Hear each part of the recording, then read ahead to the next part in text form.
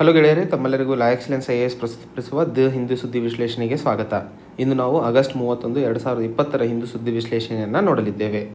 ಇಂದಿನ ಮೊದಲನೇ article, India can become a global toy hub Modi ಅಂತ ಹೇಳಿ. ಸೊ ನಮ್ಮ ಪ್ರಧಾನಮಂತ್ರಿಗಳು ಹೇಳಿದ ಹಾಗೆ ಭಾರತವು ಪ್ರಪಂಚದಲ್ಲೇ ಟಾಯ್ ಹಬ್ಬನ್ನಾಗಿ ಬೆಳೆಯುವಷ್ಟು ಸಾಮರ್ಥ್ಯ ಭಾರತಕ್ಕಿದೆ ಅಂತ ಹೇಳಿ ಮನ್ ಕಿ ಬಾತ್ ಕಾರ್ಯಕ್ರಮದಲ್ಲಿ ಪ್ರಸ್ತಾಪ ಮಾಡಿದ್ದಲ್ಲಿ ಈ ಆರ್ಟಿಕಲನ್ನು ಡಿಸ್ಕಸ್ ಮಾಡಲಿದ್ದೇವೆ. ಸೊ ಮೊದಲಿಗೆ ಸ್ಟಾರ್ಟಪ್ಸ್ ಮತ್ತು ಆಂಟ್ರಪ್ರಿನರ್ಸ್ ಏನಿದ್ದಾರೋ ಅವರು ಈ ಟಾಯ್ಸ್ ಅಥವಾ ಗೊಂಬೆಗಳ ಬಗ್ಗೆ ಒಂದು ಟೀಮನ್ನು ಮಾಡಿಕೊಂಡು ಇದರ ಮಾರ್ಕೆಟ್ ಏನು 7 ಲಕ್ಷ ಕೋಟಿವರೆಗೂ ಇದೆಯೋ ಅದರಲ್ಲಿ ನಮ್ಮ ಭಾರತ ದೇಶದ ಪ್ರೆಸೆಂಟ್ ಗೊಂಬೆಗಳ ಮಾರ್ಕೆಟು ತುಂಬ ಚಿಕ್ಕದಾಗಿರುವಂಥದ್ದು. ಸೊ ಅದನ್ನು ಬೆಳೆಸುವಂತಹ ಶಕ್ತಿ ಅಥವಾ ಅದನ್ನು ಇನ್ನೂ ಬೆಳೆಸುವಷ್ಟು ಪೊಟೆನ್ಷಿಯಲ್ ಇರೋದರಿಂದ ಅದರ ಮೇಲೆ ಫೋಕಸ್ ಮಾಡಬೇಕು ಅಂತ ಹೇಳಿ ಮನ್ ಕಿ ಬಾತ್ ಕಾರ್ಯಕ್ರಮದಲ್ಲಿ ಅವರು ಆತ್ಮನಿರ್ಭರ್ ಭಾರತ್ ಏನು ಥೀಮ್ ಮೇಲೆ ಸರ್ಕಾರ ಕೆಲಸ ಮಾಡುತ್ತಿದೆಯೋ ಅದರ ಪ್ರಯತ್ನಕ್ಕೆ ಇದೊಂದು ಸಾಕ್ಷಿಯಾಗಲಿದೆ ಅಂತ ಹೇಳಿರುವಂಥದ್ದು. ಮತ್ತು ಈ ಗೊಂಬೆ ಇಂಡಸ್ಟ್ರಿಗಳ ಜೊತೆಯಲ್ಲಿ ಮತ್ತೆ 2-3 ವಿಷಯಗಳ ಮೇಲೆ ಅವರು ಅಂದರೆ ಗೇಮಿಂಗ್ ಇಂಡಸ್ಟ್ರಿ ಮೇಲೂ ಮಾತಾಡಿರ್ತಾರೆ.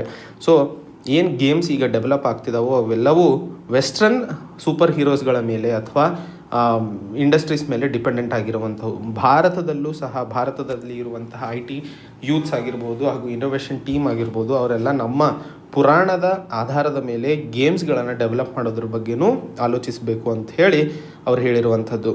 ಮತ್ತು ಟೀಚರ್ಸ್ ಡೇ ಬರುವ ನಿಟ್ಟಿನಲ್ಲಿ ಶಿಕ್ಷಕರು ಮಕ್ಕಳಲ್ಲಿ ಒಂದು ಹೊಸ ಇನೋವೇಷನ್ ಮತ್ತು ಟೆಕ್ನಾಲಜಿಯ ಎಜುಕೇಷನನ್ನು ಬೆಳೆಸುವ ನಿಟ್ಟಿನಲ್ಲಿ ಕೆಲಸ ಮಾಡಬೇಕು ಅಂತ ಹೇಳ್ತಿರುವಂಥದ್ದು. ಭಾರತ 2022ಕ್ಕೆ 75 ವರ್ಷಗಳ ಸ್ವತಂತ್ರವನ್ನು ಆಚರಿಸಲಿದೆ. ಸೊ ಆ ಸಂದರ್ಭದಲ್ಲಿ ನಾವು ಹೊಸ ದಿಕ್ಕನ್ನು ಭಾರತಕ್ಕೆ ತೋರಿಸುವ ಅವಶ್ಯಕತೆ ಇದೆ ಅಂತ ಹೇಳ್ತಾ ಇರುವಂಥದ್ದು. ಹಾಗೆ ಸೋಷಲ್ ಡಿಸ್ಟೆನ್ಸಿಂಗನ್ನು ಸಹ ನಮ್ಮ ದೇಶದ ಪ್ರಜೆಗಳು ತುಂಬ ಕಟ್ಟುನಿಟ್ಟಾಗಿ ಪಾಲಿಸಿರೋದ್ರಿಂದ ನಾವು ಕೋವಿಡ್-19 ಒಂದಿಷ್ಟು ಶೀಘ್ರವಾಗಿ ಕಂಟೈನ್ ಮಾಡಲು ಸಾಧ್ಯವಾಯಿತು ಅಂತ ಹೇಳಿ ಸಹ ಪ್ರಸ್ತಾಪಿಸಿದ್ದಾರೆ. ಮತ್ತು ಫಾರ್ಮರ್ಸ್ಗಳ ಬಗ್ಗೆನೂ ಅವರು ಮನ್ ಕಿ ಬಾತ್ ಕಾರ್ಯಕ್ರಮದಲ್ಲಿ ಹೇಳಿರುವಂಥದ್ದು. ಮತ್ತು ಮುಖ್ಯವಾಗಿ ಹಾಗೂ ಈ ಸ್ಪೆಸಿಫಿಕ್ ಆಗಿ ಅವರು ತಮ್ಮ ಮಾತಿನಲ್ಲಿ ಚನ್ನಪಟ್ಟಣ, ನಮಗೆಲ್ಲ ಗೊತ್ತಿರೋ ಹಾಗೆ ಚನ್ನಪಟ್ಟಣ ಸಿಟಿ ಆಫ್ ಟಾಯ್ಸ್ ಅಂತಲೇ ಕರಿತೀವಿ, ಟಾಯ್ ಸಿಟಿ ಅಂತಲೇ, ಗೊಂಬೆಗಳ ನಗರ ಅಂಥೇಳಿ. ಸೊ ಈ ಚನ್ನಪಟ್ಟಣದ ರಾಮನಗರದಲ್ಲಿ ಇರುವಂತಹ ಗೊಂಬೆಗಳ ಬಗ್ಗೆನೂ ಪ್ರತ್ಯೇಕವಾಗಿ ಅವರು ವಿಶ್ಲೇಷಿಸಿದ್ದಾರೆ. ಸೊ ಈ ಚನ್ನಪಟ್ಟಣದ ಗೊಂಬೆಗಳಿಗೆ ಸುಮಾರು 200 ವರ್ಷಗಳ ಇತಿಹಾಸವಿದ್ದು ಇವು ವೆಜಿಟೇಬಲ್ ಡೈಸ್ ಮತ್ತು ಕಲರ್ಸನ್ನು ಯೂಸ್ ಮಾಡುತ್ತಾರೆ, ಕೆಮಿಕಲ್ಸನ್ನು ಯಾವುದೇ ಯೂಸ್ ಮಾಡೋದಿಲ್ಲ. ಸೊ ಇವು ಮಕ್ಕಳಿಗೂ ಸಹ ಸೇಫ್ ಆಗಿರುವಂಥದ್ದು ಅನ್ನೋದನ್ನು ಮೆನ್ಷನ್ ಮಾಡಿರುವಂಥದ್ದು. ಸೊ ಈ ಚನ್ನಪಟ್ಟಣ ಟಾಯ್ಸ್ ಈಗ ಕೋವಿಡ್-19 ಬಹಳಷ್ಟು ಹೊಡೆತ ತಿಂದಿದ್ದು ಅಲ್ಲಿ ಕೆಲಸ ಮಾಡುವಂತಹ ವ್ಯಕ್ತಿಗಳು ಬೇರೆ ಬೇರೆ ಕನ್ಸ್ಟ್ರಕ್ಷನಿಗೋ ಅಥವಾ ಸಬ್ಜಿ ಮಾರೋದು, ವೆಜಿಟೇಬಲ್ಸ್ ಮಾರೋದಕ್ಕೋ ಈ ರೀತಿಯ ಬೇರೆ ಕೆಲಸಕ್ಕೆ ಹೋಗಿರೋದ್ರಿಂದ ಅವರಿಗೆ ಪ್ರೋತ್ಸಾಹಿಸಲು ಅಥವಾ ಅವರಿಗೆ ಉತ್ತೇಜಿಸಲು ಸ್ವಲ್ಪ ಗವರ್ಮೆಂಟ್ ಅಥವಾ ಕೇಂದ್ರ ಸರ್ಕಾರ ಅವರ ಬಗ್ಗೆ ಆಲೋಚಿಸಬೇಕು ಅಂತ ಹೇಳಿ ಚನ್ನಪಟ್ಟಣದ ಒಬ್ಬರು ಆರ್ಟಿಸ್ಟ್ ಇದನ್ನ ಬಗ್ಗೆ ಮಾತನ್ನು ಹೇಳಿರುವಂಥದ್ದು ಇಲ್ಲಿ ನೋಡ್ತಾ ಇದ್ದೀವಿ. ಇಂದಿನ 2ನೇ article, department of personnel and training ಅಂದರೆ DOPT ಕೊಟ್ಟಿರುವಂತಹ ಒಂದು ನೋಟಿಫಿಕೇಶನ್ ಬಗ್ಗೆ ನಾವಿಲ್ಲಿ ಸಂಕ್ಷಿಪ್ತವಾಗಿ ಡಿಸ್ಕಸ್ ಮಾಡಲಿದ್ದೇವೆ. ಸೊ ಮೊದಲಿಗೆ ಹೆಡ್ಡಿಂಗ್ ನೋಡೋಣ, ಪ್ರೀ ಮೆಚ್ಯೂರ್ ರಿಟೈರ್ಮೆಂಟ್. ಸೊ ನಮಗೆಲ್ಲ ಗೊತ್ತಿರೋ ಹಾಗೆ ಬಹಳಷ್ಟು ಜಾಬ್ಗಳಲ್ಲಿ 60 ವರ್ಷಗಳ ರಿಟೈರ್ಮೆಂಟ್ ಪೀರಿಯಡನ್ನು ಇರುತ್ತದೆ. ಸೊ ಅದಕ್ಕೂ ಮುಂಚೆ ಮಾಡುವಂತಹ ರಿಟೈರ್ಮೆಂಟಿಗೆ ನಾವು ಪ್ರೀ ಮೆಚ್ಯೂರ್ ರಿಟೈರ್ಮೆಂಟ್ ಅಂತ ಕರಿತೀವಿ. ಸೊ ಈ ರೀತಿಯ ಪ್ರೀ ಮೆಚ್ಯೂರ್ ರಿಟೈರ್ಮೆಂಟ್ ಯಾವುದೇ ಪೆನಾಲ್ಟಿ ಅಲ್ಲ ಅಂತ ಹೇಳಿ DOPT, department of personnel and training ಹೇಳಿರುವಂಥದ್ದು. ಸೊ ಇಲ್ಲಿ ನಾವು ಅರ್ಥೈಸ್ಕೊಳ್ಳಬೇಕಾಗಿರುವಂಥದ್ದು ಪ್ರೀ ಮೆಚ್ಯೂರ್ ರಿಟೈರ್ಮೆಂಟ್ ಏನಾಗಿರುತ್ತದೆಯೋ ಗೌರ್ಮೆಂಟ್ ನೌಕರದಾರರದ್ದು ಅದು ಕಂಪಲ್ಸರಿ ರಿಟೈರ್ಮೆಂಟ್ಗಿನ ಡಿಸ್ಟಿಂಕ್ಟ್ ಏನು ಇರುತ್ತದೆಯೋ ಅದು ಪೆನಾಲ್ಟಿಯನ್ನಾಗಿ ಕನ್ಸಿಡರ್ ಮಾಡ್ಕೋಬಾರ್ದು ಅಂತ ಹೇಳ್ತಾ ಇರುವಂಥದ್ದು. ಸೊ ಈ ಪ್ರೀ ಮೆಚ್ಯೂರ್ ರಿಟೈರ್ಮೆಂಟಿಗೆ ಎಲ್ಲಿ ಅವಕಾಶ ಅಥವಾ ಎಲ್ಲಿ ಇದ್ರ ಬಗ್ಗೆ ಪ್ರಾವಧಾನವನ್ನು ಕೊಡಲಾಗಿದೆ ಅಂತಂದರೆ objective of fundamental rule 560 sub class 1(1), rule 48 pension rules 1972 ಪ್ರಕಾರ ಅಡ್ಮಿನಿಸ್ಟ್ರೇಟಿವ್ ಮೆಷಿನರಿನ ಕಾರ್ಯವೈಖರಿಯನ್ನು ಸ್ಟ್ರೆಂಥನ್ ಮಾಡೋದಕ್ಕೋಸ್ಕರ ರೆಸ್ಪಾನ್ಸಿಬಲ್ ಎಫಿಷಿಯೆಂಟ್ ಅಡ್ಮಿನಿಸ್ಟ್ರೇಷನನ್ನು ಅಚೀವ್ ಮಾಡೋದಕ್ಕೋಸ್ಕರ ಗವರ್ಮೆಂಟು ಈ ರೀತಿಯ ಕ್ರಮವನ್ನು ತಗೊಳ್ಳುವ ಪ್ರಾವಧಾನವನ್ನು ಕೊಡಲಾಗಿದೆ. ಸೊ ಯಾರ್ಯಾರು ಸರ್ಕಾರಿ ನೌಕರದಾರರು 30 ವರ್ಷಗಳ ಸರ್ವಿಸನ್ನು ಮಾಡಿರ್ತಾರೋ ಅವರು ಪ್ರೀ ಮೆಚ್ಯೂರ್ ರಿಟೈರ್ಮೆಂಟ್ ಆಗಿ ಪೆನ್ಷನ್ ಪಡೆಯೋದಕ್ಕೆ ಪ್ರಾವಧಾನವನ್ನು ಇರುವಂಥದ್ದು ಹೇಳಿರುವಂಥದ್ದು. ಸೊ ಏನಿದು ಪ್ರೀ ಮೆಚ್ಯೂರ್ ರಿಟೈರ್ಮೆಂಟು, ಯಾಕೆ ಇದ್ರ ಬಗ್ಗೆ ಈಗ ಮಾತಾಡ್ತಾ ಇದ್ದೀವಿ ಅಂತಂದರೆ, ಮೊದಲನೇದಾಗಿ ಸರಿಯಾದ ಅಥಾರಿಟಿ ಅಂದರೆ appropriate authority public interest. So ಈ ವರ್ಡ್ ನೆನ್ಪಿಟ್ಕೋಬೇಕು ನಾವು, ಪಬ್ಲಿಕ್ ಇಂಟ್ರೆಸ್ಟ್, ಸಾರ್ವಜನಿಕರ ಹಿತಾಸಕ್ತಿಯಲ್ಲಿ ಸರ್ಕಾರಿ ನೌಕರದಾರರಿಗೆ 3 ತಿಂಗಳ ನೋಟಿಸ್ ಅಥವಾ 3 ತಿಂಗಳ ಪೇಮೆಂಟ್ ಅಲೌನ್ಸಸ್ಸನ್ನು ಕೊಟ್ಟು ಅವರಿಗೆ ಪ್ರೀಮೆಚ್ಯೂರ್ ರಿಟೈರ್ಮೆಂಟಿಗೆ ಕಳಿಸ್ಬೋದು. ಅದು ಗ್ರೂಪ್ ಎ ಅಥವಾ ಗ್ರೂಪ್ ಬಿ ಸರ್ವಿಸಸಲ್ಲಿ ಇರುವಂಥವರು ಅಥವಾ ಯಾವುದೇ ಪರ್ಮನೆಂಟ್ ಅಥವಾ ಟೆಂಪರರಿ ಕೆಪಾಸಿಟಿಯಲ್ಲಿ ಯಾರು ಕೆಲಸ ಮಾಡ್ತಿದ್ದಾರೋ 35 ವರ್ಷಗಳ ಮುಂಚೆ ಯಾರು ಜಾಬ್ ಜಾಯ್ನ್ ಆಗಿರ್ತಾರೆ ಹಾಗೂ 50 ವರ್ಷಗಳನ್ನು ಹೊಂದಿರುತ್ತಾರೋ, ಅಂದರೆ ಒಟ್ಟು 55 ವರ್ಷಗಳ ಏಜ್ವರೆಗೂ ಇವರನ್ನೆಲ್ಲ ಕನ್ಸಿಡರ್ ಮಾಡ್ಕೋಬಹುದು. ಸೊ 35 ವರ್ಷಕ್ಕಿಂತ ಮುಂಚೆ ಉದ್ಯೋಗಕ್ಕೆ ಜಾಯ್ನ್ ಆದವರು ಹಾಗೂ ಕೆಲಸದಲ್ಲಿ ಜಾಯ್ನ್ ಆದ ಮೇಲೆ 55 ವರ್ಷ ಅಥವಾ ಅವ್ರ ಏಜ್ 55 ವರ್ಷ ಆದ ನಂತರವನ್ನು ಗ್ರೂಪ್ ಎ ಗ್ರೂಪ್ ಬಿ ಸರ್ವಿಸಸಲ್ಲಿರೋರನ್ನ ಕನ್ಸಿಡರ್ ಮಾಡಿಕೊಂಡು ಪ್ರೀಮೆಚ್ಯೂರ್ ರಿಟೈರ್ಮೆಂಟಿಗೆ ಡಿಸೈಡ್ ಮಾಡಬಹುದು. ಹಾಗೆ ಗ್ರೂಪ್ ಬಿ ಸರ್ವಿಸಸಲ್ಲೂ ಇರೋರನ್ನು ಸಹ ಪೆನ್ಷನ್ ರೂಲ್ಸಿಗೆ ಯಾರು ಅನುಗುಣವಾಗಿಲ್ವೋ ಅವರು 30 ವರ್ಷ ಕಂಪ್ಲೀಟ್ ಮಾಡಿದ್ದಲ್ಲಿ 3 ತಿಂಗಳ ನೋಟಿಸ್ ಹಾಗೂ 3 ತಿಂಗಳ ಸಂಬಳವನ್ನು ಅಥವಾ 3 ತಿಂಗಳ ಸಂಬಳವನ್ನು ಕೊಟ್ಟು ಪ್ರೀಮೆಚ್ಯೂರ್ ರಿಟೈರ್ಮೆಂಟ್ ಮಾಡುವ ಅವಕಾಶಗಳಿರ್ತವೆ. ಸೊ ಇದು ಹೆಂಗೆ, ಯಾವ ಆಧಾರದ ಮೇಲೆ ಪ್ರೀಮೆಚ್ಯೂರ್ ರಿಟೈರ್ಮೆಂಟ್ಗೆ ಹೇಳ್ತಾರೆ ಅಂತಂದಾಗ, ಪ್ರತಿ 4 ತಿಂಗಳಿಗೆ ಒಂದು ಕ್ವಾರ್ಟರ್ಲಿ ಪರ್ಫಾರ್ಮೆನ್ಸ್ ರಿವ್ಯೂವನ್ನು ಮಾಡಲಾಗುತ್ತದೆ. ಸೊ ಇದರ ಅಡಿಯಲ್ಲಿ ಒಂದು ರಿಜಿಸ್ಟರನ್ನು ಮೇಂಟೈನ್ ಮಾಡಿಬಿಟ್ಟು ಯಾರ್ಯಾರು 50 ಅಥವಾ 55 ವರ್ಷಗಳ ಸರ್ವಿಸನ್ನು ಕಂಪ್ಲೀಟ್ ಮಾಡಿರ್ತಾರೋ ಅಥವಾ 30 ವರ್ಷಗಳ ಸರ್ವಿಸ್ ಕಂಪ್ಲೀಟ್ ಮಾಡಿರ್ತಾರೋ ಅವ್ರದ್ದೊಂದು ರಿಜಿಸ್ಟರ್ ಮೇಂಟೈನ್ ಮಾಡ್ತಾರೆ. ಆ ರಿಜಿಸ್ಟರಲ್ಲಿ ಅವ್ರ ಪರ್ಫಾರ್ಮೆನ್ಸನ್ನು ರಿಪೋರ್ಟ್ ತಗೊಂಡ್ಬಿಟ್ಟು ಅಂದರೆ ಮೇಂಟೈನ್ ಮಾಡಿಬಿಟ್ಟು ಆ ರಿಪೋರ್ಟಿನ ಆಧಾರದ ಮೇಲೆ ಪ್ರೀಮೆಚ್ಯೂರ್ ರಿಟೈರ್ಮೆಂಟಿಗೆ ರೆಕಮೆಂಡೇಷನ್ ಕೊಡ್ತಾರೆ. ಯಾರು ರೆಕಮೆಂಡೇಷನ್ ಕೊಡ್ತಾರೆ? ಕ್ಯಾಡ್ರೆ ಕಂಟ್ರೋಲಿಂಗ್ ಅಥಾರಿಟಿ ಅಂಥೇಳಿ ಒಂದು ರಿವ್ಯೂ ಕಮಿಟಿನ ರಚನೆ ಮಾಡಲಾಗುತ್ತದೆ. ಇದರಲ್ಲಿ ಈ 2 ಮೆಂಬರ್ಸ್ಗಳು ಅಪ್ರಾಪ್ರಿಯೇಟ್ ಲೆವೆಲಲ್ಲಿ ಇರ್ತಾರೆ. ಸೊ ಈ 2 ಮೆಂಬರ್ಸ್ ಅಂದರೆ ಕ್ಯಾಡ್ರೆ ಕಂಟ್ರೋಲಿಂಗ್ ಅಥಾರಿಟಿಯಿಂದ ಒಬ್ಬ ಮೆಂಬರ್ ಮತ್ತು ಕ್ಯಾಬಿನೆಟ್ ಸೆಕ್ರೆಟರಿ ನಾಮಿನೇಟ್ ಮಾಡಿರುವಂತಹ ಒಬ್ಬ ಸೆಕ್ರೆಟರಿ ಲೆವೆಲ್ ಆಫೀಸರು ಮತ್ತು ಅಡಿಷನಲ್ ಚೀಫ್ ಸೆಕ್ರೆಟರಿ ಅಥವಾ ಜಾಯಿಂಟ್ ಸೆಕ್ರೆಟರಿ. ಸೊ ಈ 2+1 ಮೆಂಬರ್ಸ್ ಸೇರ್ಕೊಂಡ್ಬಿಟ್ಟು ರೆಕಮೆಂಡೇಷನನ್ನು ಕೊಡಲಾಗುತ್ತದೆ. ಡೌಟ್ಫುಲ್ ಇಂಟಿಗ್ರಿಟಿ, ಇನ್ಎಫೆಕ್ಟಿವ್ನೆಸ್ ಅಥವಾ ಫಿಟ್ ಇಲ್ಲ ಇವ್ರು ಕೆಲಸ ಮಾಡೋದಕ್ಕೆ ಅಂತ ರೆಕಮೆಂಡೇಷನ್ ಕೊಟ್ಟಿದ್ದಲ್ಲಿ ಅವರಿಗೆ ಪ್ರೀಮೆಚ್ಯೂರ್ ರಿಟೈರ್ಮೆಂಟಿಗೆ ಒಳಮಾಡಲಾಗುವುದು. ಸೊ ಇಲ್ಲಿ ಅತಿ ಮುಖ್ಯವಾಗಿ ನೆನಪಿಟ್ಕೋಬೇಕಾಗಿರುವಂಥದ್ದು, ಈ ಆರ್ಡರಿನ ಅಡಿಯಲ್ಲಿ ಅಥವಾ ಈ ರೂಲ್ನ ಅಡಿಯಲ್ಲಿ ಸರ್ಕಾರಕ್ಕೆ ಈ ಪ್ರಾವಧಾನ ಅಂದರೆ ಸರಿಯಾದ ಅಫಿಷಿಯಲ್ ಅಥಾರಿಟಿಗೆ ಪಬ್ಲಿಕ್ ಆರ್ಡರ್ ಅಥವಾ ಪಬ್ಲಿಕ್ ಇಂಟ್ರೆಸ್ಟಿನ ಅಡಿಯಲ್ಲಿ ಈ ಪ್ರೀಮೆಚ್ಯೂರ್ ರಿಟೈರ್ಮೆಂಟಿಗೆ ಸರ್ಕಾರಿ ನೌಕರರನ್ನು ಮುಂದೆ ಮಾಡಲು ಅಥವಾ ಮನೆಗೆ ಕಳಿಸಲು ಅವಕಾಶವಿದೆ ಅಂತ ಹೇಳುತ್ತೆ ಈ ಆರ್ಟಿಕಲಲ್ಲಿ ನಾವು ಅರ್ಥೈಸ್ಕೊಳ್ಳಬೇಕಾಗಿರುವಂಥದ್ದು. ಈ ಆರ್ಟಿಕಲ್ನಲ್ಲಿ haldi loses its flavour amid pandemic ಅಂತ ಹೇಳಿ ಮಾತಾಡ್ತಾ ಇದ್ದೀವಿ. ಅಂದರೆ ಈ ಕೋವಿಡ್-19 ಸಮಯದಲ್ಲಿ ಅರಿಶಿಣದ ಭಾಗವಾಗಿರುವಂತಹ ಅಥವಾ ಅರಿಶಿಣಕ್ಕೆ ಸೇರಿರುವಂತಹ ಕಂದಮಹಲ್ ಅಂತ ಒಂದು ಅರಿಶಿಣ, ಇದಕ್ಕೆ GI ಟ್ಯಾಗ್ ಸಿಕ್ಕಿರುವಂಥದ್ದು. ಸೊ ಈ ಕಂದಮಹಲ್ ಟರ್ಮರಿಕ್ ಬಗ್ಗೆ ಮೊದಲಿಗೆ ಅರ್ಥ ಮಾಡ್ಕೋಬೇಕು ಅಂದರೆ ಇದು ಪ್ಯೂರ್ ಆರ್ಗ್ಯಾನಿಕ್ ಪ್ರಾಡಕ್ಟ್. ಇದರಲ್ಲಿ ಯಾವುದೇ ಫರ್ಟಿಲೈಸರ್ಸು ಅಥವಾ ಪೆಸ್ಟಿಸೈಡ್ಸ್ಗಳನ್ನು ಯೂಸ್ ಮಾಡೋದಿಲ್ಲ. ಇದರ ಮುಖ್ಯವಾದ ಫೀಚರ್ ಅಂತಂದರೆ ಇದು ಗೋಲ್ಡನ್ ಯೆಲ್ಲೋ ಕಲರ್ ಇರುವಂತಹ ಅರಿಶಿಣವಾಗಿರುತ್ತದೆ. ಸೊ ಈ ಗೋಲ್ಡನ್ ಯೆಲ್ಲೋ ಕಲರ್ ಹೊಂದಿರೋದ್ರಿಂದ ಇದಕ್ಕೆ ಪ್ರಾಮುಖ್ಯತೆ ಸಿಕ್ಕು ಇದಕ್ಕೆ GI ಟ್ಯಾಗನ್ನು ಸಹ ಕೊಡಲಾಗಿದೆ. ಈ ಕಂದಮಹಲ್ ಹಳದಿ ಸಿಗುವಂಥದ್ದು ಅರಿಶಿಣ ಇದು ಒಡಿಸ್ಸಾಗೆ ಸೇರಿರುವಂಥದ್ದು. ಸೊ ಈ ಕೋವಿಡ್-19 ಸಮಯದಿಂದಾಗಿ ರೈತರು ಈ ಭಾಗದಲ್ಲಿ ಅಂದರೆ ಈ ಕಂದಮಹಲ್ ಭಾಗದಲ್ಲಿ ಬೆಳೆಯುವಂತಹ ಅರಿಶಿಣಕ್ಕೆ ಈಗ ಬೆಲೆ ಕಡಿಮೆಯಾಗಿತ್ತು.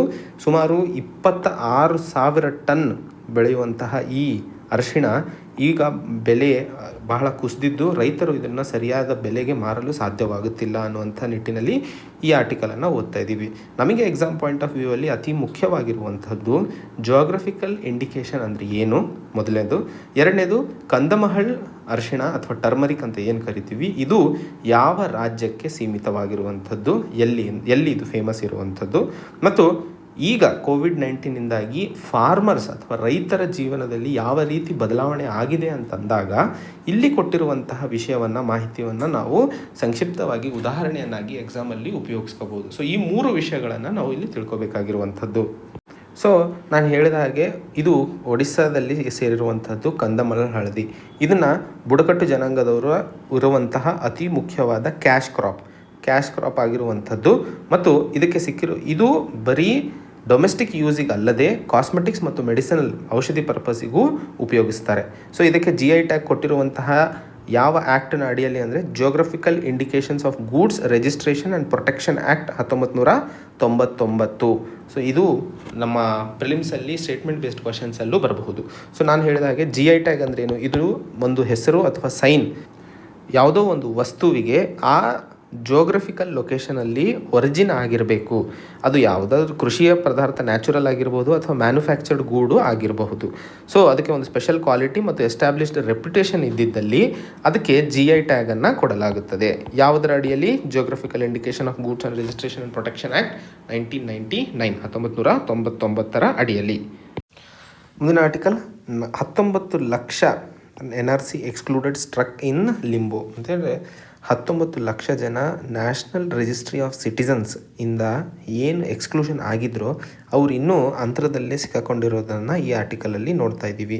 ಸೊ ಈ ಆರ್ಟಿಕಲಲ್ಲಿ ನಾವು ಅರ್ಥ ಮಾಡ್ಕೋಬೇಕಾಗಿರುವಂಥ ವಿಷಯಗಳು, ಮೊದಲಿಗೆ NRC ಅಂದ್ರೇನು, ಹಾಗೆ ಈ 19 ಲಕ್ಷ ಜನ ಹೆಸರ ಮಿಸ್ ಏನಾಗಿದೆ, ಇವರಿಗೆ ಒಂದು ರಿಜೆಕ್ಷನ್ ಸ್ಲಿಪ್ಪನ್ನು ಕೊಡಬೇಕಾಗಿರುತ್ತದೆ.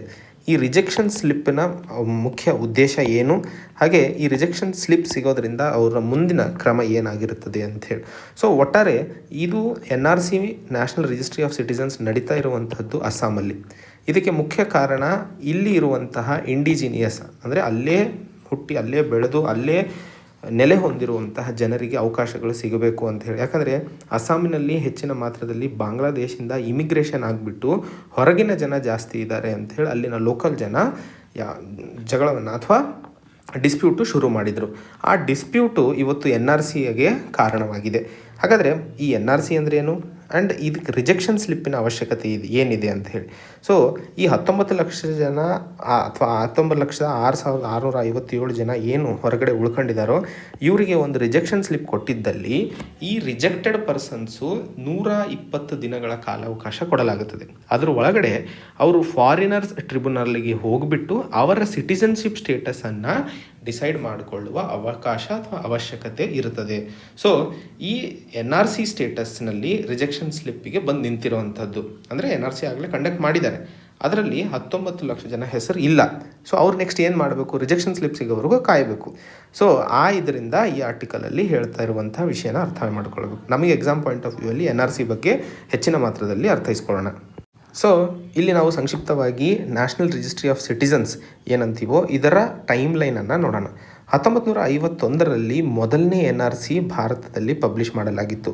1979ರಲ್ಲಿ ಆ್ಯಂಟಿ ಫಾರಿನರ್ಸ್ ಮೂವ್ಮೆಂಟ್ ಅಂತೇಳಿ ಅಸ್ಸಾಂನಲ್ಲಿ ಶುರುವಾಯಿತು. ಯಾಕಂದರೆ ಅಲ್ಲಿ ಅಷ್ಟು ಮಟ್ಟದಲ್ಲಿ ಮೈಗ್ರೇಷನ್ ಅಥವಾ ಬಾಂಗ್ಲಾದೇಶಿಂದ ಹೆಚ್ಚಿನ ಸಂಖ್ಯೆಯಲ್ಲಿ ಜನ ಬಂದು ಅಲ್ಲಿ ನೆಲೆಸಕ್ಕೆ ಶುರು ಮಾಡಿದ್ರಿಂದ 1980ರಲ್ಲಿ ಆಲ್ ಅಸ್ಸಾಂ ಸ್ಟೂಡೆಂಟ್ಸ್ ಯೂನಿಯನ್ ಏನಿದೆಯೋ ಇದು ಮೊದಲನೇ ಮೆಮೊರಂಡಮನ್ನು NRC ಅಪ್ಡೇಟ್ ಮಾಡೋದಕ್ಕೋಸ್ಕರ ಕೊಟ್ಟಿರ್ತಾರೆ. ಯಾಕಂದರೆ ಮೊದಲನೇ NRC ಬಂದಿರುತ್ತದೆ, ಅದಕ್ಕೆ ಅಪ್ಡೇಟ್ ಮಾಡಿ ಅಂತ ಹೇಳಿ ಕೊಟ್ಟಿರ್ತದೆ.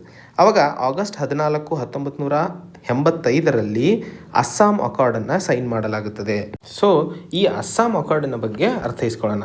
ಮೊದಲನೇದಾಗಿ ಅಸ್ಸಾಂ ಅಕಾರ್ಡ್ ಸೈನ್ ಮಾಡಿದ್ದು 15 ಆಗಸ್ಟ್ 1985ರಲ್ಲಿ.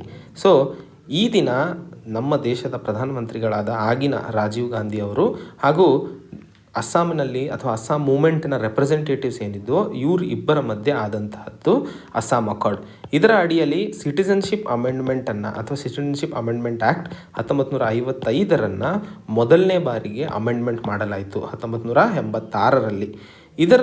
ಇದರ ಪರಿಣಾಮ ಅಂದರೆ ಸುಮಾರು ಆಲ್ಮೋಸ್ಟ್ 7 ವರ್ಷಗಳಿಂದ ಇವರು ಅಸ್ಸಾಂ ಸ್ಟೂಡೆಂಟ್ಸ್ ಯೂನಿಯನ್ ಅವರು ಇದಕ್ಕೆ ಹೋರಾಟವನ್ನು ನಡೆಸ್ತಾ ಇದ್ರು.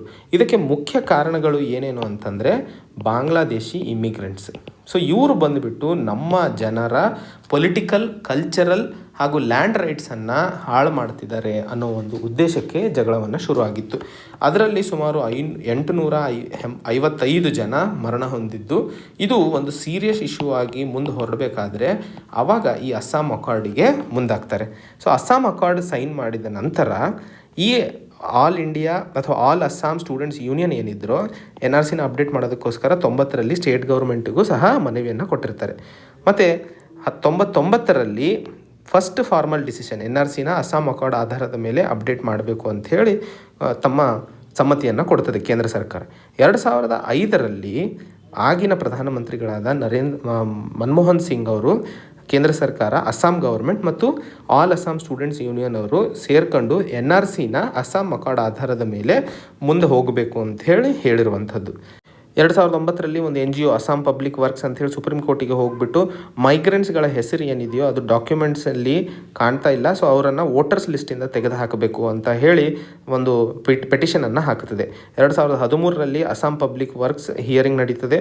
2013 ಡಿಸೆಂಬರಲ್ಲಿ ಸುಪ್ರೀಂ ಕೋರ್ಟು ಈ NRC ಅಪ್ಡೇಟನ್ನು ಸರಿಯಾಗಿ ಶುರು ಮಾಡಬೇಕು ಅಂತ ಹೇಳಿ ಆ ಒಪ್ಪಿಗೆಯನ್ನು ಕೊಟ್ಟಿರ್ತದೆ. ಆದರೆ ಅದು ಶುರು ಆಗೋದು ಫೆಬ್ರವರಿ 2015ರಂದು. ಆ ಡಿಸೆಂಬರ್ 31, 2015ರಂದು ಸುಪ್ರೀಂ ಕೋರ್ಟ್ ಒಂದು ಡೆಡ್ಲೈನನ್ನು ಫಿಕ್ಸ್ ಮಾಡ್ತದೆ, ಇಷ್ಟರ ಒಳಗಡೆ NRC ಮುಗಬೇಕು ಅಂತ. ಆದರೆ ಡಿಸೆಂಬರ್ 31, 2017ರಷ್ಟೊತ್ತಿಗೂ ಫಸ್ಟ್ ಡ್ರಾಫ್ಟ್ ಏನು ಬರಬೇಕಿತ್ತೋ ಅದು ಜಾರಿಗೆ ಬರುತ್ತದೆ. ಜುಲೈ 30, 2018ರಂದು ಅಸ್ಸಾಂ ಗವರ್ಮೆಂಟ್ 2ನೇ NRCನ ರಿಪೋರ್ಟ್ ಮಾಡುತ್ತದೆ. ಇದರಲ್ಲಿ 3.29 ಕೋಟಿ ಜನ ಅಪ್ಲೈ ಮಾಡಿರ್ತಾರೆ. ಅದರಾಗ 2.89 ಕೋಟಿ ಮಾತ್ರ ಜೆನ್ಯೂನ್ ಸಿಟಿಸನ್ಸ್ ಅಂತ ಹೇಳಿ ಡಿಕ್ಲೇರ್ ಆಗುತ್ತದೆ. ಸುಮಾರು 40 ಲಕ್ಷ ಜನರ ಹೆಸರು ಇದರಿಂದ ಇರಲ್ಲ.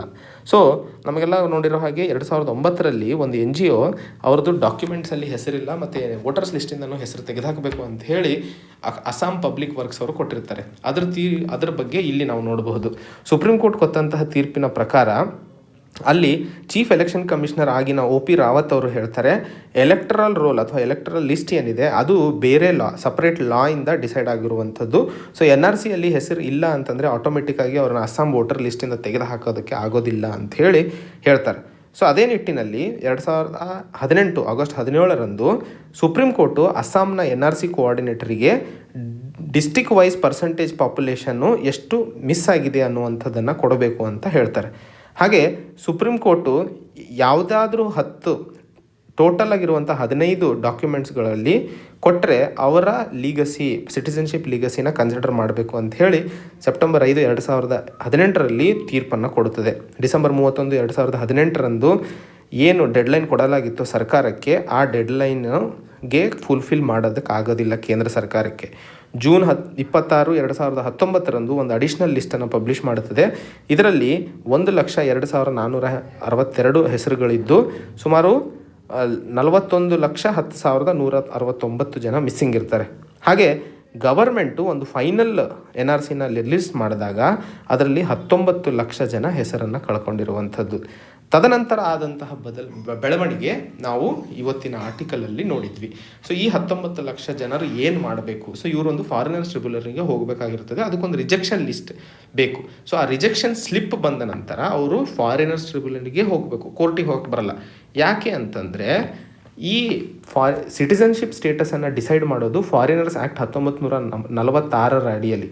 ಅದು ಫಾರಿನರ್ಸ್ ಟ್ರಿಬ್ಯುನಲ್ ಆರ್ಡರ್ 1964. ಸೊ ಯಾವುದೇ ಫಾರಿನರ್ಸ್ ಟ್ರಿಬ್ಯುನಲ್ ಆಗಿರಲಿ ಒಬ್ಬ ವ್ಯಕ್ತಿನ ಫಾರಿನರ್ ಅಂತ ಡಿಕ್ಲೇರ್ ಮಾಡಲು ಇರುವಂತಹ ಪ್ರಾವಧಾನ ಬರೀ FT ಫಾರಿನರ್ ಟ್ರಿಬ್ಯುನಲ್ಗೆ ಇರುವಂಥದ್ದು. ಸೊ ಈ ಎಲ್ಲ 19 ಲಕ್ಷ ಜನ ರಿಜೆಕ್ಷನ್ ಸ್ಲಿಪ್ ಸಿಕ್ಕ ನಂತರ ಫಾರಿನರ್ಸ್ ಟ್ರಿಬ್ಯುನಲ್ಗೆ ಅಪ್ರೋಚ್ ಮಾಡಬೇಕಾಗಿರುವಂತಹ ನಿಟ್ಟಿನಲ್ಲಿ ಇವತ್ತಿನ ಈ ಆರ್ಟಿಕಲ್ ನಾವು ಸಂಕ್ಷಿಪ್ತವಾಗಿ ಅರ್ಥೈಸ್ಕೊಳ್ಳಬೇಕಾಗಿದೆ. ಮುಂದಿನ article, Ram Madhav calls for flexibility on RCEP. So ಈ ರಾಮ್ ಮಾಧವ್ ಅನ್ನೋರು BJPಯ ಜನರಲ್ ಸೆಕ್ರೆಟರಿ ಆಗಿರುವಂಥವ್ರು. ಇವರು RCEP ಬಗ್ಗೆ ಒಂದಿಷ್ಟು ಫ್ಲೆಕ್ಸಿಬಿಲಿಟಿ ಇರಬೇಕು ಅಂತ ಹೇಳಿರುತ್ತಾರೆ. ಸೊ ಏನಿದೆ RCEP? ನಾವು ಕೆಲವು ದಿನಗಳ ಹಿಂದೆ regional comprehensive economic partnership agreement ಬಗ್ಗೆ ಮಾತಾಡಿದ್ವಿ. ಇದು ಚೈನಾ ಪ್ರಪೋಸ್ ಮಾಡಿರುವಂತಹ ಅಥವಾ ಚೈನಾ ಬ್ಯಾಕಪ್ ಮಾಡ್ತಾ ಇರುವಂತಹ RCEP. ಈಗ ನಮಗೆಲ್ಲ ಗೊತ್ತಿರೋ ಹಾಗೆ US ಮತ್ತು ಚೈನಾ ನಡುವೆ ನಡೀತಿರುವಂತಹ ಬಹಳಷ್ಟು ಕಾರ್ಯಕ್ರಮಗಳಲ್ಲಿ ಅಥವಾ ಟ್ರೇಡ್ ಇನ್ಸ್ಟೆನ್ಸ್ಗಳಿಂದ ಒಂದು ಹೊಸ ಫೈನಾನ್ಷಿಯಲ್ ಬ್ಲಾಕನ್ನು ಕ್ರಿಯೇಟ್ ಮಾಡಲು, ಅಂದರೆ ಪ್ರಪಂಚದಲ್ಲೇ ಅತಿ ದೊಡ್ಡ ವ್ಯಾಪಾರ ವಹಿವಾಟಿನಲ್ಲಿ ಟ್ರೇಡ್ ಬ್ಲಾಕನ್ನು ಕ್ರಿಯೇಟ್ ಮಾಡೋದಕ್ಕೋಸ್ಕರ ಚೈನಾ ಇದಕ್ಕೆ ಪ್ಲ್ಯಾನ್ ಮಾಡ್ತಾ ಇರುವಂಥದ್ದು. ಸೊ ಈ ಸಂದರ್ಭದಲ್ಲಿ RCEP ಬಗ್ಗೆ ನಾವು ಒಂದಿಷ್ಟು ಸಂಕ್ಷಿಪ್ತವಾಗಿ ಆ ವಿಡಿಯೋದಲ್ಲಿ ನೋಡಿದ್ವಿ. ಇವತ್ತು ಸಹ ಜನರಲಾಗಿ ನೋಡಬೇಕು ಅಂದರೆ ಇದು ಏಸಿಯಾನ್ನಲ್ಲಿ 10 ರಾಷ್ಟ್ರಗಳು ಬರ್ತವೆ. ಸೊ ಈ ಏಸಿಯಾನ್ 10 ಪ್ಲಸ್ ಪಾರ್ಟ್ನರ್ ಕಂಟ್ರೀಸ್ ಅಂಥೇಳಿ China, Japan, south Korea, Australia ಹಾಗೂ ನ್ಯೂಜಿಲ್ಯಾಂಡ್. ಸೊ ಟೋಟಲ್ ಆಗುವಂಥದ್ದು 15 ರಾಷ್ಟ್ರಗಳು ಈ RCEP ಬ್ಲಾಕ್ ಆಗಲು ಮುಂದಾಗಿದ್ದಾರೆ. 2019 ನವೆಂಬರ್ರಂದು ಪ್ರೈಮ್ ಮಿನಿಸ್ಟರ್ ನರೇಂದ್ರ ಮೋದಿ ಅವರು ಬ್ಯಾಂಕಾಕ್ನಲ್ಲಿ ನಡೆದಂತಹ ಒಂದು ಮೀಟಿಂಗ್ನಲ್ಲಿ RCEPಗೆ ಭಾರತ ಕೈ ಜೋಡಿಸುವುದಿಲ್ಲ ಅಂಥೇಳಿ ನಿರಾಕರಿಸಿದರು. ಸೊ ಆವಾಗಿಂದ RCEPಯಿಂದ ಹೊರ ನಿಂತಿದೆ. ಆದರೂ ಒಂದಿಷ್ಟು ಇನ್ನೂ ಸಾಧ್ಯತೆಗಳಿತ್ತು. ಯಾಕಂದರೆ RCEP ಅಗ್ರಿಮೆಂಟು ನವೆಂಬರ್ 2020ಕ್ಕೆ ಸೈನ್ ಆಗಲಿದೆ ಆ್ಯಂಡ್ ಅದು ಚಾಲನೆಗೆ ಬರಲಿದೆ. ಸೊ ಅಲ್ಲಿಯವರೆಗೂ ಭಾರತಕ್ಕೆ ಎಲ್ಲ ರೀತಿಯಿಂದಲೂ ಮನವೊಲಿಸಲು ಪ್ರಯತ್ನಗಳು ನಡೀತಿದ್ದು, ಭಾರತವು ಸಹ ಒಂದಿಷ್ಟು ನೆಗೋಷಿಯೇಷನ್ಸ್ಗೆ ಮುಂದಾಗಿದ್ದು, ಯಾವುದು ಸರಿ, ನಮ್ಮ ಮಟ್ಟಕ್ಕೆ ಅಥವಾ ನಮ್ಮ ಆರ್ಥಿಕ ಕ್ಷೇತ್ರದಲ್ಲಿ ಅಥವಾ ನಮ್ಮ ಕನಸಿರುವಂತಹ ಗ್ಲೋಬಲ್ ಸಪ್ಲೈ ಚೈನನ್ನು ಲೀಡ್ ಮಾಡೋದಕ್ಕೋಸ್ಕರ ಏನು ಪ್ಲ್ಯಾನ್ಸ್ ಇದಾವೋ ಅದಕ್ಕೆ ಸರಿ ಹೊಂದಿದ್ದಲ್ಲಿ ಭಾರತವು ಇದಕ್ಕೆ ಆಲೋಚಿಸುವುದು ಅಥವಾ ಯೋಚನೆ ಮಾಡುವುದು ಅನ್ನೋದ್ರ ಬಗ್ಗೆ ಹೇಳಿರುವಂಥದ್ದು. ಸೊ ಇಲ್ಲಿ ನಾವು ಅರ್ಥ ಮಾಡ್ಕೋಬೇಕಾಗಿರುವಂಥದ್ದು ಬೇಸಿಕ್ಕಾಗಿ ಇದರ ಸ್ಟ್ರಕ್ಚರ್ ಏನು, ಹಾಗೆ ಇದರಿಂದಾಗಿ ಭಾರತಕ್ಕೆ ಏನು ಲಾಭ ನಷ್ಟಗಳಾಗಲಿವೆ ಅನ್ನುವಂಥದ್ದನ್ನು ಅನಾಲಿಸಿಸ್ ಅರ್ಥೈಸ್ಕೊಳ್ಳಬೇಕಾಗಿರುವಂಥದ್ದು. ಈ ಆರ್ಟಿಕಲ್ನಲ್ಲಿ despite the messaging it is still advantage China. So ನಾವು ಈಗ US ಹಾಗೂ ಚೈನಾ ನಡುವೆ ನಡೀತಿರುವಂತಹ ಘರ್ಷಣೆ ಆಗಿರಬಹುದು, ಹಾಗೂ ಈ COVID-19ಇಂದಾಗಿ ಆರ್ಥಿಕ ಪರಿಸ್ಥಿತಿಯಲ್ಲಿ ಬದಲಾವಣೆಗಳಿಂದಾಗಿ ಎಷ್ಟೋ ಕಂಪನಿಗಳು ಚೈನಾವನ್ನು ಬಿಟ್ಟು ಬೇರೆ ಡೆಸ್ಟಿನೇಷನ್ಸ್ಗಳನ್ನು ಹುಡುಕ್ತಿರೋದನ್ನು ನಾವು ಒಂದಿಷ್ಟು ನ್ಯೂಸಲ್ಲಿ ಕೇಳ್ತಾ ಇದ್ದೀವಿ. ಆದರೆ ಇಲ್ಲಿ ಲೇಖಕರು ಹೇಳ್ತಾ ಇರುವಂಥದ್ದು, ಎಷ್ಟು ಕಂಪನೀಸು ಈಗ ಸದ್ಯಕ್ಕೆ ಚೈನಾದಲ್ಲಿ ತಮ್ಮ ನೆಲೆಯನ್ನು ಹೂಡಿದಾರೋ ಅವರಿಗೆ ಎಷ್ಟೇ ಡಿಸಡ್ವಾಂಟೇಜ್ ಆದರೂ ಅವರು ಚೈನಾ ಮೇಲೆ ತುಂಬ ಡಿಪೆಂಡೆಂಟ್ ಆಗಿದ್ದಾರೆ. ಕೆಲವೊಂದು ಕಂಪನಿಗಳು ಯಾರು ಚೈನಾಯಿಂದಾಗಿ ಡಿಸ್ಲೊಕೇಶನ್ ಆಗಿ ಅಥವಾ ಬೇರೆ ಡೆಸ್ಟಿನೇಷನ್ಗೆ ಚೇಂಜ್ ಆಗಬೇಕು ಅಂತ ಅನ್ಕೋತಿದ್ದಾರೋ ಅವರಿಗೆ ಭಾರತ ಒಂದೇ ಆಪ್ಷನ್ ಅನ್ನುವಂಥದ್ದು ಏನೂ ಇಲ್ಲ. ಎಷ್ಟೋ ಏಷ್ಯನ್ ಕಂಟ್ರೀಸು ಭಾರತಕ್ಕಿಂತ ಒಳ್ಳೆಯ ಆಪರ್ಚುನಿಟೀಸ್ಗಳನ್ನು ಕೊಡ್ತಾ ಇರುವಂಥದ್ದು ಮತ್ತು ಒಳ್ಳೆಯ ಕಾಂಪಿಟೇಟಿವ್ ಮಾರ್ಕೆಟು ಅನ್ನು ಪ್ರೊವೈಡ್ ಮಾಡ್ತಾ ಇರುವಂಥದ್ದನ್ನು ಸಹ ಕಂಪನೀಸ್ಗಳು ಮಾತಾಡ್ತಾ ಇರುವಂಥದ್ದು. ಒಂದಿಷ್ಟು ಚೈನಾ ಹಾಗೂ ಇಂಡಿಯಾನ ಕಂಪೇರ್ ಮಾಡಿದರೆ ಚೈನಾದಲ್ಲಿ ಹೆಚ್ಚಿನ ಮಾತ್ರದಲ್ಲಿ ನೆಗೆಟಿವ್ ಪಾಯಿಂಟ್ಸ್ಗಳನ್ನು ಕಾಣ್ತೀವಿ. ಅಂದರೆ ಅಲ್ಲಿ ಇರುವಂತಹ ಇಂಟೆಲೆಕ್ಚುವಲ್ ಪ್ರಾಪರ್ಟಿ ರೈಟ್ಸ್ ಆಗಿರಬಹುದು, ಬಾರ್ಡರ್ಸ್ಗಳಲ್ಲಿ ಏನೇ ಪ್ರಾಬ್ಲಮ್ಸ್ ಆಗಿರಬಹುದು, ಮತ್ತು ಭಾರತದ ಡೆಮೋಕ್ರಸಿ ಪ್ರಜಾಪ್ರಭುತ್ವದಲ್ಲಿ ಇಂಡಿಪೆಂಡೆಂಟ್ ಜುಡಿಷರಿ ಹಾಗೂ ವೈಬ್ರೆಂಟ್ ಪ್ರೆಸ್ ಮತ್ತು ಡೆಮೊಕ್ರೆಟಿಕ್ ಗವರ್ನೆನ್ಸ್ ಈ ಮೂರು ಲಾಭದಾಯಕ ಪಾಯಿಂಟ್ಸ್ಗಳು ಭಾರತದ ಪರವಾಗಿ ಇದೆಲ್ಲೂ ಸಹ ಚೈನಾ ಭಾರತಕ್ಕಿಂತ ಮುಂದೆ ಸಾಗಲು ಕಾರಣಗಳು ನೋಡಿದಾಗ ಮೊದಲನೇದಾಗಿ ಶಿಕ್ಷಣದಲ್ಲಿ ಚೈನಾ ತುಂಬ ಇನೋವೇಟಿವ್ ಆಗಿರುವಂಥದ್ದು, ಕಾಮರ್ಸ್ ಕಂಪನೀಸಿಗೆ ಕೊಡುವಂತಹ ಲಾಭದಾಯಕ ಪೊಸಿಷನ್ ಆಗಿರಬಹುದು, ಮತ್ತು ಟ್ಯಾಕ್ಸಸ್ ಫಾರಿನ್ ಇನ್ವೆಸ್ಟ್ಮೆಂಟ್ಸಿಗೆ ಟ್ಯಾಕ್ಸಸ್ಗಳ ಪ್ರಾವಿಷನ್ ಆಗಿರಬಹುದು. ಈ ನಿಟ್ಟಿನಲ್ಲಿ ಚೈನಾ ಭಾರತಕ್ಕಿಂತ ಒಂದು ಹೆಜ್ಜೆ ಮುಂದೆ ನಿಂತಿರೋದಕ್ಕೆ ಕಾರಣವಾಗಿರುವಂಥದ್ದು. ಇನ್ನೊಂದು ಕಡೆ ನೋಡಿದ್ದಲ್ಲಿ ಒಂದು ರೀತಿಯಲ್ಲಿ ಚೈನಾದ ಹತ್ರ ಈ ರಿಸೋರ್ಸಸ್ಗಳು ತುಂಬ ಸ್ಕಿಲ್ಫುಲ್ ಆಗಿರುವಂಥದ್ದು. ಒಂದು ಪ್ರೋಟೋಟೈಪನ್ನು ಕಂಪನಿ ಡೆವಲಪ್ ಮಾಡಿದ ಮೇಲೆ ಅದನ್ನು ಪ್ರಾಡಕ್ಟಿಗೆ ಕನ್ವರ್ಟ್ ಮಾಡೋದಕ್ಕೆ ಬಹಳ ಸಮಯ ಬೇಕಾಗೋದಿಲ್ಲ. ಹಾಗೂ ಚೈನಾದಲ್ಲಿ ಇರುವಂತಹ ಎಕನಾಮಿಕ್ ಝೋನ್ಸ್ಗಳು ಏನಿದ್ದಾವೆ ಅವು ತುಂಬ ಮ್ಯಾಸಿವ್ ಆಗಿ ಅಂದರೆ ತುಂಬ ವಿಶಾಲವಾಗಿ ಹರಡಿರುವಂಥದ್ದು.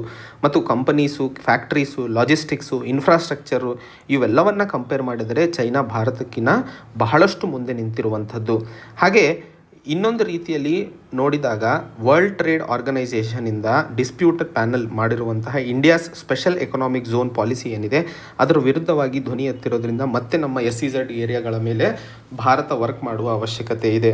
ಒಂದು ರೀತಿಯಲ್ಲಿ ನೋಡಿದರೆ ಯಾವುದೇ ಕಂಪನಿ ಇನ್ವೆಸ್ಟ್ಮೆಂಟ್ ಮಾಡಬೇಕು ಅಂದಿದ್ದಲ್ಲಿ ಅವರು ಲಾಭವನ್ನು ಮುಂಚೂಣಿಯಲ್ಲಿಟ್ಟು ಆಲೋಚಿಸ್ತಾರೆ. ಸೊ ಆ ನಿಟ್ಟಿನಲ್ಲಿ ಭಾರತವು ಫಾರಿನರ್ ಕಂಪನೀಸ್ಗಳಿಗೆ ಬೇಕಾದಂತಹ ಇಂಡಸ್ಟ್ರಿಯಲ್ ಇನ್ಫ್ರಾಸ್ಟ್ರಕ್ಚರ್ ಆಗಿರಬಹುದು, ಹಾಗೂ ಲಾಜಿಸ್ಟಿಕ್ಸ್ ಆಗಿರಬಹುದು, ರಿಸರ್ಚ್ ಆ್ಯಂಡ್ ಯೂನಿವರ್ಸಿಟೀಸ್ ಆಗಿರಬಹುದು, ಅದರ ಜೊತೆಯಲ್ಲಿ ಸ್ಕಿಲ್ಡ್ ಲೇಬರ್ ಫೋರ್ಸ್ ಆಗಿರಬಹುದು, ಇವೆಲ್ಲವೂ ಚೈನಾ ಸಾಧಿಸಲು ಕಾರಣವಾಗಿದ್ದು ಮೊದಲನೇದು ವರ್ಷಗಳ ಅಥವಾ ಸುಮಾರು ಬಹಳಷ್ಟು ವರ್ಷಗಳನ್ನು ಕೂಡಿಸಿ ಸ್ಟ್ರಾಟಜಿಕ್ ಪ್ಲ್ಯಾನಿಂಗ್ ಹಾಗೂ ಅದರ ನಿಟ್ಟಿನಲ್ಲಿ ಕೆಲಸ ಮಾಡಿರುವಂಥದ್ದು ಚೈನಾಗೆ ಸಕ್ಸಸ್ ತಂದುಕೊಟ್ಟಿರುವಂಥದ್ದು. ಆ ನಿಟ್ಟಿನಲ್ಲಿ ಭಾರತವೂ ಸಹ ಹೆಚ್ಚಿನ ಮಾತ್ರದಲ್ಲಿ ತಮ್ಮ ಈ ರಿಸೋರ್ಸ್ ಅಲೋಕೇಶನನ್ನು ಮಾಡಿ ಆ ನಿಟ್ಟಿನಲ್ಲಿ ಕೆಲಸ ಮಾಡುವ ಅವಶ್ಯಕತೆ ಇದೆ. ಒಂದು ರೀತಿಯಲ್ಲಿ ನೋಡಿದಾಗ ಭಾರತ ಈಗ ಸದ್ಯಕ್ಕೆ ಫಾರಿನ್ ಇನ್ವೆಸ್ಟರ್ಸಿಗೆ ಏನು ಅಪ್ರೂವಲ್ಗಳಿದ್ವೋ ಸಿಂಗಲ್ ವಿಂಡೋ ಕ್ಲಿಯರೆನ್ಸ್ ಆಗಿರಬಹುದು, ಅದೇ ರೀತಿಯಲ್ಲಿ ಎಷ್ಟೋ ಇಂಟ್ರಾ ಮಿನಿಸ್ಟ್ರೀಸ್ ಅಂದರೆ ಮಿನಿಸ್ಟ್ರಿಯಿಂದ ಮಿನಿಸ್ಟ್ರಿಗೆ ಅಪ್ರೂವಲ್ಸ್ಗಳು ಏನು ಬೇಕಾಗಿರ್ತೋ ಅವೆಲ್ಲದರಲ್ಲೂ ಕೋಆರ್ಡಿನೇಷನನ್ನು ಹೆಚ್ಚಿಸಿ ಅಪ್ರೂವಲ್ಸ್ಗಳ ಸಮಯದಲ್ಲಿ ಫಾರಿನ್ ಇನ್ವೆಸ್ಟ್ಮೆಂಟಿಗೆ ಕಡಿತವನ್ನು ಮಾಡಿರುವಂಥದ್ದು ತುಂಬ ವೆಲ್ಕಮ್ ಸ್ಟೆಪ್. ಆದರೆ ಇನ್ನೂ ಪಾಲಿಸಿ ಫ್ರೇಮ್ವರ್ಕ್ ಮೇಲೆ ಹೆಚ್ಚಿನ ಟ್ರಾನ್ಸ್ಪರೆನ್ಸಿ ಹಾಗೂ ಹೆಚ್ಚಿನ ಪ್ರೆಡಿಕ್ಟಬಿಲಿಟಿ ಮತ್ತು ಇನ್ಕ್ರೀಸ್ಡ್ ಕನ್ಸಲ್ಟೇಷನ್ ಇನ್ವೆಸ್ಟರ್ಸ್ಗಳ ಜೊತೆ ಮಾಡೋದರಿಂದ ಇನ್ನೂ ಕಂಪನಿಗಳು ಒಂದು ಹೊಸ ಭಾರತದ ಆರ್ಥಿಕ ಕ್ಷೇತ್ರದಲ್ಲಿ ಬದಲಾವಣೆ ತರಲು ಸಾಧ್ಯವಾಗಲಿದೆ ಅನ್ನುವಂಥದ್ದು ಹೇಳಲಾಗುತ್ತಿದೆ. ಸೊ ನಮ್ಮ ಭಾರತ ದೇಶದ ಆರ್ಥಿಕ ಪರಿಸ್ಥಿತಿ ಚೈನಾಗೆ ಸರ್ಪಾಸ್ ಮಾಡಬೇಕು ಅಂದಿದ್ದಲ್ಲಿ ಒಂದು ಇಂಟರ್ನ್ಯಾಷನಲ್ ಫಾರಿನ್ ಇನ್ವೆಸ್ಟ್ಮೆಂಟ್ ಔಟ್ಲುಕ್ ಬದಲಾಗಬೇಕಾಗಿದೆ. ಸೊ ಈ ಫಾರಿನ್ ಇನ್ವೆಸ್ಟ್ಮೆಂಟ್ ಔಟ್ಲುಕ್ನಲ್ಲಿ ಭಾರತ ಹೆಚ್ಚಿನ ಮಾತ್ರದಲ್ಲಿ ಕಾರ್ಯನಿರ್ವಹಿಸುವ ಅವಶ್ಯಕತೆ ಇದೆ ಅನ್ನುವಂಥದ್ದನ್ನು ಸಂಕ್ಷಿಪ್ತವಾಗಿ ಹೇಳ್ತಾ ಇರುವಂಥದ್ದು. ಸೊ ಅತಿ ಮುಖ್ಯವಾಗಿ ಚೈನಾದಲ್ಲಿ industrial infrastructure, cheap labour force ಅನ್ನೋದಕ್ಕಿಂತ ಸ್ಕಿಲ್ಡ್ ಲೇಬರ್ ಫೋರ್ಸ್ ಎರಡನೇದು, ಮೂರನೇದು ಲಾಜಿಸ್ಟಿಕ್ಸ್ ಆಗಿರಬಹುದು, ನಾಲ್ಕನೇದು ಎಜುಕೇಷನ್ ಆಗಿರಬಹುದು. ಸೊ ಈ 4 ಕ್ಷೇತ್ರಗಳಲ್ಲಿ ಚೈನಾ ಭಾರತಕ್ಕಿಂತ ಒಂದು ಹೆಜ್ಜೆ ಮುಂದೆ ನಿಂತಿರುವಂಥದ್ದು. ಬೇರೆ ಎಲ್ಲವೂ ಡೆಮೋಕ್ರಸಿಯಿಂದ ಅಥವಾ ಪ್ರಜಾಪ್ರಭುತ್ವದಿಂದ ಏನೇನು ಲಾಭಗಳಿದಾವೋ ಕಂಪನಿಗಳಿಗೆ ಅವೆಲ್ಲವೂ ಹಿಂದೆ ನಿಂತಿದ್ದಾವೆ ಸೆಕೆಂಡ್ ಸ್ಟೇಜಲ್ಲಿ. ಸೊ ಭಾರತ ಇದ್ರ ಬಗ್ಗೆ ಆಲೋಚಿಸಿ ಅದೇ ನಿಟ್ಟಿನಲ್ಲಿ ಕಾರ್ಯನಿರ್ವಹಿಸುವ ಅವಶ್ಯಕತೆ ಇದೆ ಅಂತ ಹೇಳ್ತಾ ಇರುವಂಥದ್ದು. ಮುಂದಿನ ಆರ್ಟಿಕಲ್ ಆ್ಯನ್ ಅನ್ಎಡಿಫೈಯಿಂಗ್ ಸ್ಪೆಕ್ಟಕಲ್. ಸೊ ಈ ಆರ್ಟಿಕಲನ್ನು ನಾವು ಮೀಡಿಯಾದ ಬಗ್ಗೆ ಮಾತಾಡ್ತಾ ಇದ್ದೀವಿ.